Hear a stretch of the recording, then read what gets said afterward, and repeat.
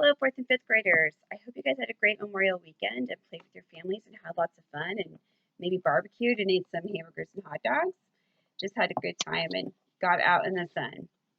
So last week we talked about the kid. Siri and Tiller and Florida and Dallas are on their trips with each other.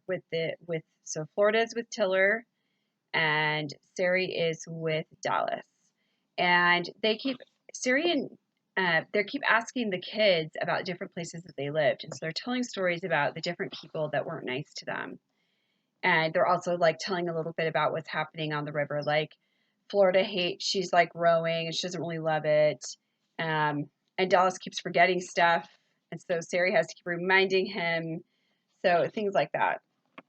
So we are on chapter 36, and it's called A Long Chain. The air was hot and sticky as Sari and Dallas thrashed their way through the thicket. Vines tangled around their legs, and briars jabbed at their arms. Briars are stickers. It looked like this would be the shortest route over to the path on the hill. But I don't know, said Sari. Let's stop and rest a bit, okay? She reached into her backpack and pulled out a yellow scarf, which she tied around her neck. If she'd worn something like that at home, Tiller would have said, "What's that around your neck? You never wear scarves." But here, Dallas didn't know, and he wouldn't care whether she was the kind of person who would wear a yellow scarf or not. She felt a little silly thinking about it. "There's more bugs here than in the holler. Did you notice that?" Dallas said, swatting at all the flies. "Maybe my lucky yellow scarf will help keep them away," said Sari. "Maybe your lucky scarf will help us find water. I bet there's a creek right down there. I bet it's really clear, not some old muddy prison creek. And we'll splash in it and drink as much as we want."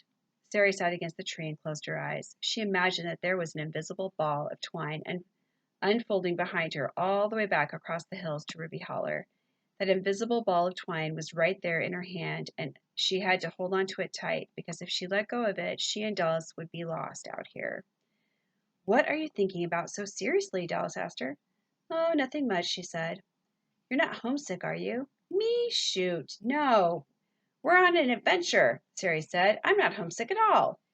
"You know who you look like sitting there? You know that picture in your kitchen of the girl and the lady sitting in the woods? You look like that lady." "I do?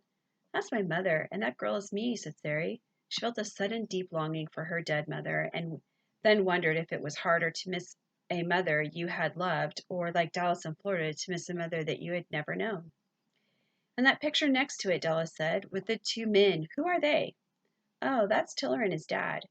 And the one next to that, that is one of the with a couple by the creek. That's my grandfather and my grandmother. And the one next to that, that's me and Tiller and our kids." "It's like a whole big long chain of connected people," Dallas said. "Yep," said Sari, "and I guess it is." "You want me to build us a fire?" Dallas said. "I know it's hot, but we could eat that can of beans. That'd be better. It'd be better hot than cold. You got any matches?" "Matches?" said Sari. That's the end of those two. So now we're on to Florida and Tiller. Florida and Tiller were letting the swift current carry them along. Florida had just finished telling Tiller about the hoppers and the cranbabs and the bergantins when Tiller made an odd sound as if he were in pain. "What's the matter?" she said. "Are you feeling poorly?" She turned around and saw him with his chin bent against his chest. "I feel like I want to strangle those hoppers and cranbabs and bergantin boys," he said. "Don't go feeling poorly over that," she said. You you forget the worst bits after a while. Sometimes Dallas and I pretend it happened to somebody else. And you know what Dallas says? He says that it don't mean nothing. Someday we're going to live in a glorious place, and we'll both get married to real nice people, and we'll each have 20 kids of our own." "20? Maybe more," said Florida. "And we won't let anybody be mean to our kids, not ever. And our kids will grow up and get married and have bunches of kids of their own, and they're good. They'll treat their kids good, and it'll go on like that forever and ever." Florida liked that picture. Maybe it was good that Dallas was dreamy, she thought, because whenever she felt as if everything was dark and scary and putrid, Dallas would paint a word of pictures that would fly into her mind and scatter the dark and scary things away. When they'd been locked in the toothless lunatic cellar, Dallas had talked all night long about how they would live in a clean place someday, up in the woods maybe, and all around would be beautiful trees and clear rivers, and the only people nearby would be good ones, nice ones, No mean ones allowed. And on he would go throughout the night making word pictures. That's the end of that chapter too. So the next chapter is chapter 38, and it's called Surveying. So now we're going back to the crazy people who are trying to find their under the stone funds. Well, I hope you guys have a great week and you keep reading and you keep loving it and you guys do some fun things with your families. And I will see you soon. Thanks. Bye.